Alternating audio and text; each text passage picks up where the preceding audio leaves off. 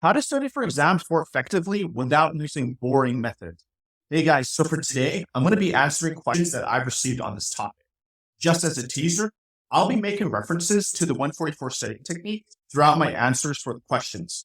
Stay until the end as I will explain how to use my method with your exam prep. Here's the first question. What can you do to calm down and focus on the exam if you're stressed? You're stressed because you are most likely overwhelmed with how much there is to study for the exam. You can consider using the 144 studying technique, which is a lot more engaging, interactive, which will make things less tedious and in turn lower your stress. This is a unique way of studying that involves combining traditional exam prep methods with creating your own 6-day project, which will make everything a lot more fun and effective. Apart from this, try using good relaxation techniques such as deep breaths and meditating. What should you do if you're afraid you're going to do poorly on the exam while you're still preparing for it? Well, it's only natural to feel anxious, but dwelling on these negative thoughts will only harm your exam prep. Instead, focus on preparing the best you can. One way to do this is by tackling these problems regularly. Traditional learning methods, such as working on practice problems, will build your skills and increase your confidence. These problems are also great assessment tools of the 144 studying technique, as it can help you identify your strengths and weaknesses. With consistent effort and a open mind, you can increase your chances of success. The more practice problems you do, the more feedback you get, the more confident you'll become. What else can I do instead of reviewing my textbooks for my exam?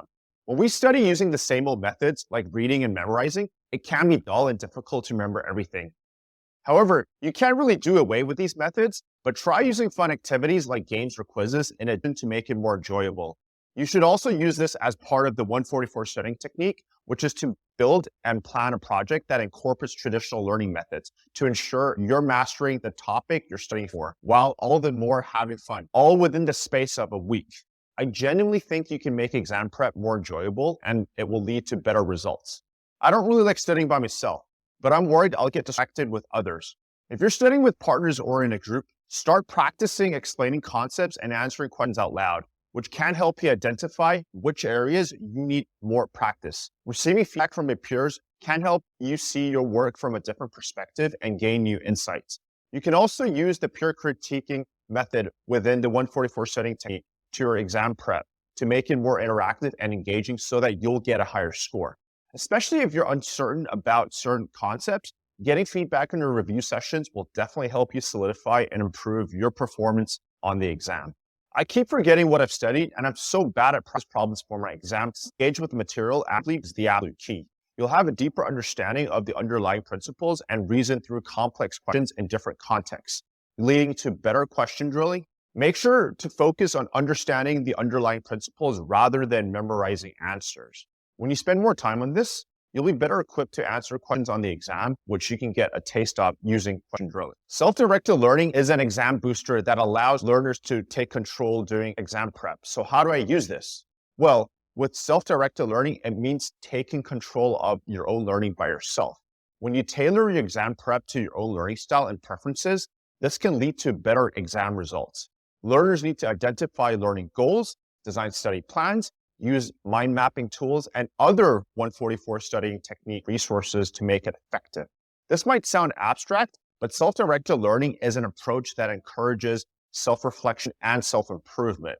Once you can go through with this for a few mini projects, I almost can guarantee you better exam results if you're doing it correctly. Guys, before I continue, I did promise I'll briefly explain the 144 studying technique.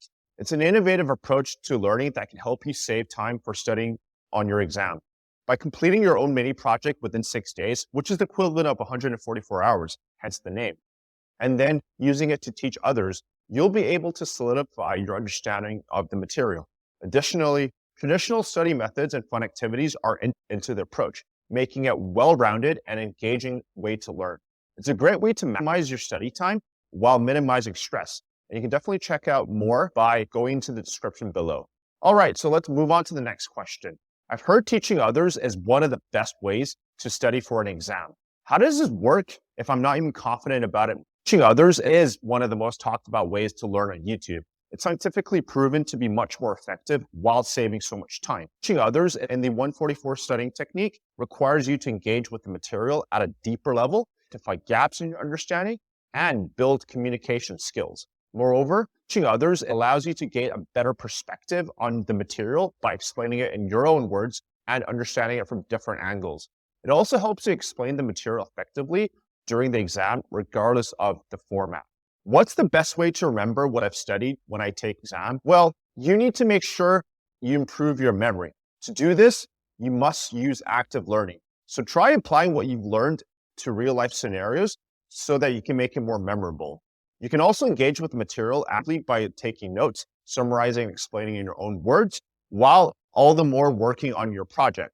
Other things with active learning you can do is to create concept maps. You can also use active tools that are shared by the 144 Studying Technique group members to help you remember information. Please don't forget to leave a like and comment below if you have any questions. I'm also going to release new videos every week, so make sure you subscribe to my channel, turn your notifications on